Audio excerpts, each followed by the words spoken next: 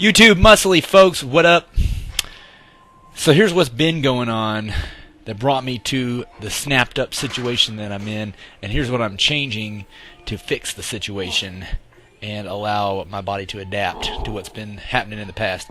So over the past few months, I've been doing Wendler 531 program, strength program, the boring but big, less boring variety, while also giving myself as much cardio as I want to do, which I did a lot, 4 or 5 days a week, like 30 minutes a day, plus lots of walking, plus I also was playing basketball, probably 3 or 4 days a week, games, and then probably another 1 or 2 days a week just dribbling and taking shots to try and become better at basketball. Thing was, I've always been terrible at basketball my whole life, last picked at everything. I'm 37.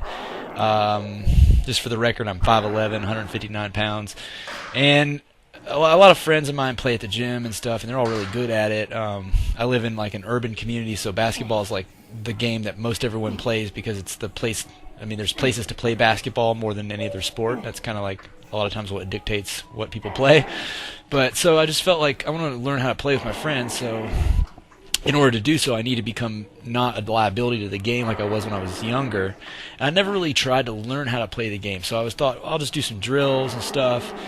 And so learn how to play. So I was doing drills all the time. I was getting really excited because actually I went from being terrible at basketball and I started to be able to do like some, highlight type plays and steal from people. And I do have a lot of athleticism, more usually than everyone else on the floor, so I can always like move faster than most everyone except maybe 1 or 2 people, and a lot of times I'll even be stronger than bigger guys. I just don't have the height, so I was planning on learning how to jump and then learning how to dribble and shoot was what I needed to learn how to do mainly so that I'd be able to play. And I'd been progressing and it was getting really excited, so I was just doing it a lot because I was having a lot of fun. And the problem was I was under eating, wasn't supplying my body with the fuel it needed to replace my collagen because I was trying to shred down, and I went too far. So in the future, I'm going to only do I'm going to always pay for every game of basketball with Gatorade with sugar in it to make sure that I'm getting enough calories to recover from any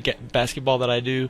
And during the summers, I'm going to start doing a 3-day-a-week full-body weight training program instead of Wendler 531, and then I'll do Wendler 531 in the wintertime when I naturally do not get very much physical activity, and I never have any injury problems in the winter. I never have any problem bulking. I always gain muscle and gain weight and get stronger, and everything goes great. And then the summertime hits, and I just start having fun, and then I undereat, and then I wind up snapped all up. It happens every year, constantly. I'm doing too much activity. So I figure a 3-day-a-week full-body program is something I've never done, so my body will probably adapt to the higher frequency with gains. And meanwhile, that'll give me some more recovery time because I have these tendon problems now that it's developed basically from playing too much basketball. So I've got rotator cuff injuries.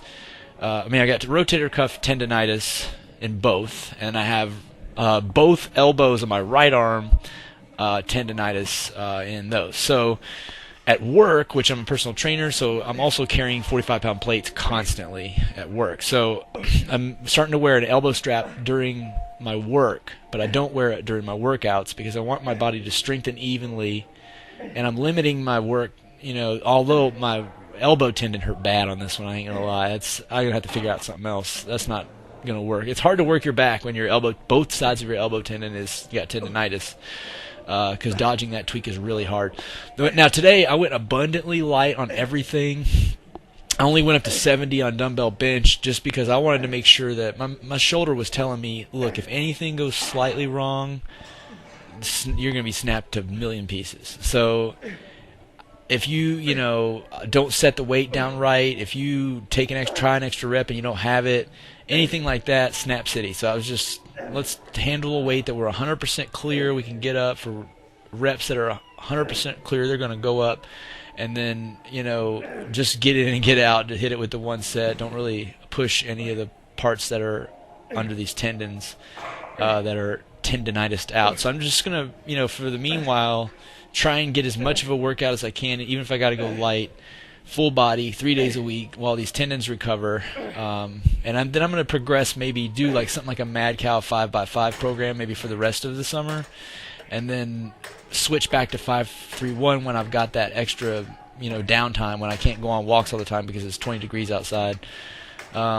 Because it's just the reality of the situation is I need to be eating probably closer to 4,500 calories during the summer, and that's something else I'm going to really address, is upping my summer caloric intake by a way lot more, because playing basketball 3 or 4, 5 extra games a week on top of training 3 days, on top of doing 3 extra days of cardio, on top of the fact that my job as a personal trainer, I'm carrying plates all day and getting basically nonstop pharma carries.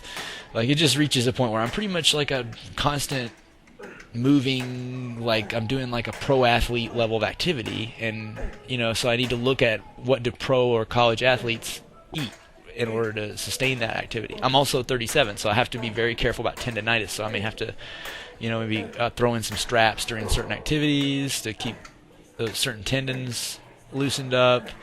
I don't do any performance enhancers, so I got no assistance with recovery. So I really got to probably be more careful about eating more. I probably can only be like super lean, like for a short period of time out of the year, because it costs to my health really that it does is pretty bad. I might probably need to sit more like 13% body fat or something kind of permanently or something for my lifestyle, just because the aesthetics of it all are not be all end all for me. I'm not a bodybuilder or anything. It's nice to have some good aesthetics, but they don't have to be the absolute leanest ever if you can't do awesome stuff. And one of the awesome things I'm trying to bring up is I just want to be able to play basketball, be really good at basketball. I just want to make that a chapter in my life. That's something I want to be, a strong, fast, explosive, athletic person, and be able to do athletic, explosive things whenever that comes up. And I want it to come up frequently. I just want to use my body for stuff that's fun. And one goal I want to work up to is possibly learning how to dunk a basketball. And so since right now I can't do squats, I can maybe do deadlifts, but not much, because ultimately I need to keep as much volume off of my bicep tendon and my shoulders as I can. And honestly, my shoulders, it hurts to rotate them back for the squat, honestly, at this point. So to keep all this on track, I decided to add in jump training, because I'm really terrible at the actual mechanics of jumping. So given that I'm bad at the mechanics of jumping, the solution I think to fix that is to train it. So I'm going twice a week with box jumps as my first intervention. I'll probably do some other things, more complex things later, but I think this is just going to really get me to train that hip extension element of this, because I used to squat too much when I would try to jump, and it didn't make me... See, my knees are caving in there. That probably isn't good. But there's a lot of things, about the mechanics of the jump that are really the key as to why you're able to convert your explosive power maybe from the deadlift or whatever, and then jump higher and higher. And then hopefully practicing this regularly will lead to me one day at 5'11" being able to dunk a basketball in someone's face. That's the plan. It'll probably take a couple of years, though, to be honest, because I've honestly never tried this, and I noticed that my mechanics are very poor. It's very hard for me to jump. I have to really think hard, very hard. I feel good about getting up to this level on the first day of doing it, though. I'm not sure how high these things are, but this one I remember looking at it and being like, man, if I mess this up, this is going to be like a neck injury. So I better really cautiously, for sure make it up there every single time. And it did take a lot of power. Like, comment, and subscribe. I sure do appreciate all your time.